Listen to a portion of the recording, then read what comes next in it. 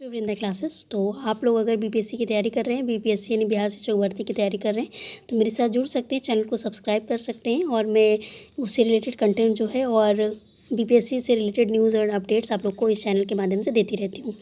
और मैंने हिस्ट्री का कुछ क्वेश्चन अपलोड किया था, तो आप लोगों को काफ़ी पसंद आया, तो उसी कॉन्टेक्स्ट में आगे का ये वीडियो है। क्वेश्चन का लेवल कैसा है आप लोग कमेंट सेक्शन में बताइएगा। चलिए क्वेश्चन स्टार्ट करते हैं बिना टाइम वेस्ट किए हुए। क्वेश्चन नंबर 1 है हमारा, बिहार में चिरांद यानी सारण और चेचर यानी वैशाली में किस युग के अवशेष प्राप्त हुए हैं? तो आप लोग ये ऑप्शन रीड करके अगर आप लोग को आंसर आता है तो कमेंट सेक्शन में बताइएगा। तो सारण और वैशाली से जो है वो नवप्रस्तर युग के जो है प्रमाण हमको मिले हैं। तो ऑप्शन नंबर 4 यहाँ पे राइट आंसर है। नेक्स्ट क्वेश्चन डिस्कस करते हैं, बिहार में तुर्क शासन का युग कब से प्रारंभ हुआ? तो कुछ क्वेश्चन ऐसे रहते हैं कि हो सकता है कि हमको ना आते हो, बट अगर थोड़ा बहुत लिंक करके हम लोग देखेंगे तो लगा सकते हैं। आप लोग को पता है नालंदा विश्वविद्यालय जो है बख्तियार खिलजी ने 1213 में उसको डिस्ट्रॉय किया था।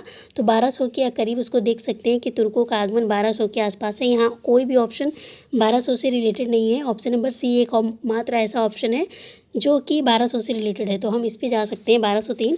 तो ऑप्शन नंबर सी यहाँ पे राइट आंसर है। नेक्स्ट क्वेश्चन डिस्कस करते हैं, बिहार में ताम्र प्रस्तर युग के परवर्ती चरण के अवशेष कहाँ से प्राप्त हुए हैं? यानी ताम्र प्रस्तर युग का अवशेष आपको कहाँ से देखने को मिला है, किस जिले से? तो ऑप्शन नंबर 1 है चिरांद यानी सारण वैशाली सोनपुर और एवं मुंगेर से जो है किस जिले से आपको जो है ताम्र प्रस्तर युग के अवशेष प्राप्त हुए हैं? तो उपयुक्त सभी यहाँ पे राइट आंसर है।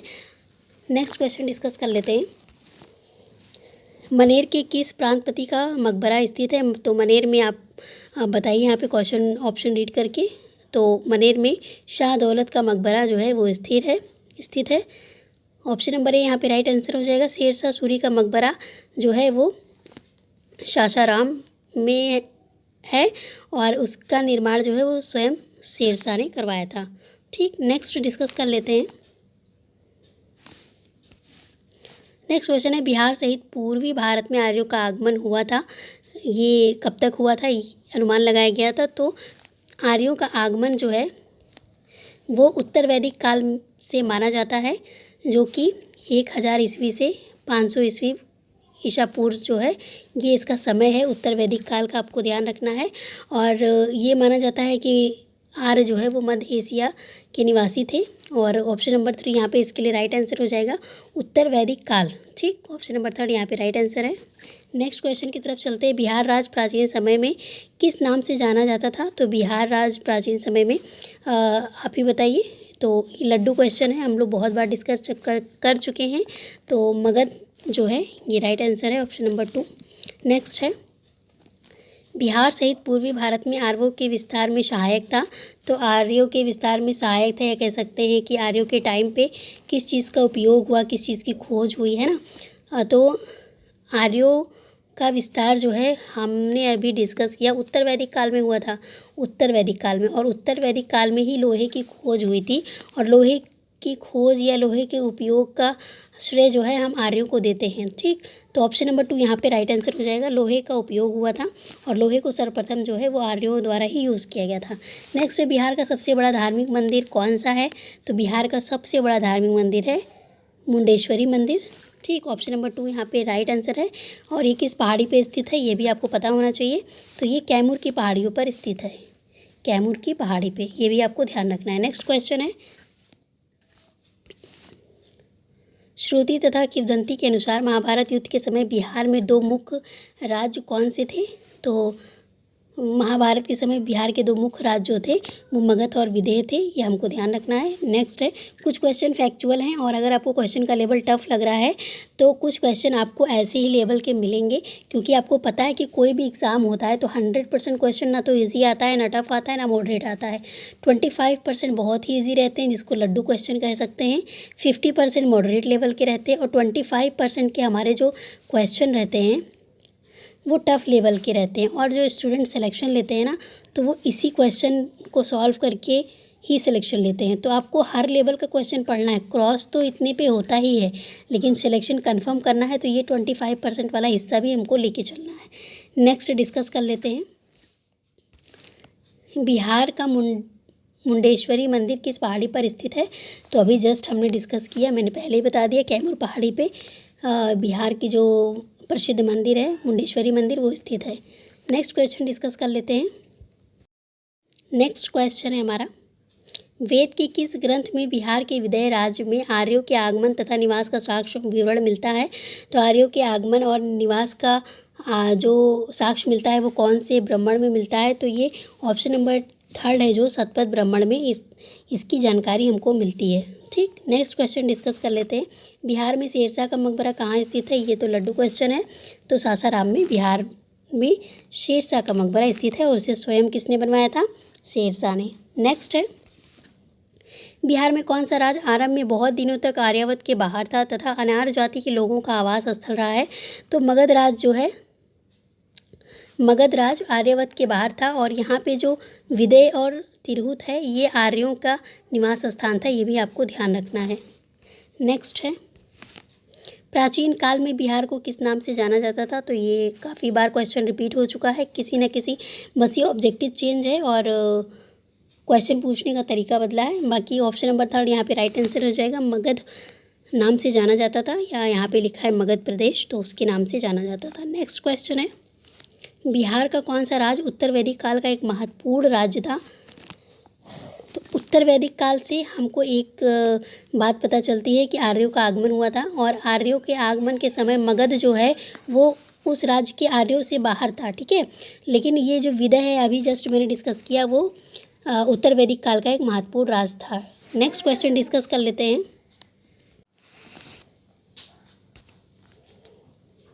नेक्स्ट क्वेश्चन है हमारा, बिहार में गौतम बुद्ध का जन्म कब हुआ था? तो पहले जो है भारत ऐसे डिफरेंट कंट्रीज़ में बटा नहीं था, तो गौतम बुद्ध जी का जन्म हमको याद रखना है 563 ईसा पूर्व में हुआ था, ये ध्यान रखना है। वैसे गौतम बुद्ध जी का जन्म लुम्बिनी में हुआ था, ये आपको ध्यान रखना है। नेक्स्ट क्वेश्चन डिस्कस कर लेते हैं। 6वीं शताब्दी ईसा पूर्व में भारत में 16 जनपदों का उदय हुआ था। इनमें से कितने महाजनपद वर्तमान में बिहार के क्षेत्रों में स्थित है? तो आप सभी को पता है 16 जनपदों की जानकारी हमको जो बिहार का ग्रंथ है अगुंतर निकाय उससे हमको इसकी जानकारी मिलती है और इसके अनुसार जो है वो बिहार के 3 राज्य जो हैं वो शामिल थे 16 महाजनपदों में। तो ऑप्शन नंबर 3 सेकेंड यहाँ पे राइट आंसर हो जाएगा। नेक्स्ट क्वेश्चन डिस्कस करते हैं। पाटलिपुत्र के किले का निर्माण किस शासक ने करवाया था? तो पाटलिपुत्र के किले का निर्माण अजातशत्रु ने कराया था। पाटलिपुत्र को अपनी राजधानी किसने बनाई थी? तो उदयन ने इसकी पाटलिपुत्र को अपनी राजधानी बनाई थी। उदयन जो है वो जैन धर्म से संबंधित थे, ये भी आपको ध्यान रखना है। ठीक, नेक्स्ट क्वेश्चन डिस्कस कर लेते हैं।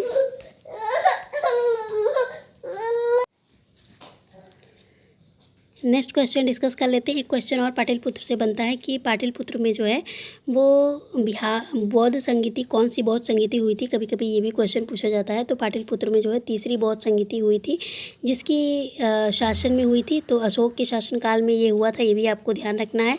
ठीक, तो अशोक का राज्याभिषेक कब हुआ था? 269 ईस्वी में हुआ था। कलिंग का युद्ध कब हुआ था? ये भी आपको ध्यान रखना है। तो कलिंग का युद्ध जो है वो 261 ईस्वी में हुआ था, ये भी आपको नोट डाउन करके रखना है। सारी इंपॉर्टेंट बातें हैं, ठीक है, ये अशोक से संबंधित हैं और काफ़ी बार पूछी जाती हैं। चलिए नेक्स्ट क्वेश्चन डिस्कस कर लेते हैं। तो इसके लिए राइट आंसर हो जाएगा अजातशत्रु। नेक्स्ट है 49 नंबर का क्वेश्चन है। निम्नलिखित में से कौन सा महाजनपद वर्तमान बिहार के क्षेत्र में स्थित नहीं था? तो महाजनपद में बिहार के 3 राज्य शामिल थे, राज्य नहीं कह सकते हैं, 3 महाजनपद शामिल थे जो कि बिहार से संबंधित थे। तो अंग, वज्जी और मगध, ये तीनों जो हैं वो बिहार के महाजनपदों में शामिल थे, जो 16 जनपद थी, और ये वत्स जो है ये इसमें शामिल नहीं था। तो ऑप्शन नंबर 3 यहाँ पे राइट आंसर हो जाएगा। और ये जो तीनों शामिल थे उसको आप लोग नोट डाउन कर लीजिएगा, इंपॉर्टेंट है, ज़रूर क्वेश्चन बनेगा। अगर थोड़ा सा भी लेवल अप करने की कोशिश करेगा एग्जामिनर तो ये क्वेश्चन बनने की पूरे चांसेस हैं। ठीक, नेक्स्ट क्वेश्चन है, बिहार में फाग राग का सृजन किसने किया था? तो फाग राग जो है उसका सृजन जो है वो नवल किशोर जी ने किया था। तो ये भी आपको ध्यान रखना है।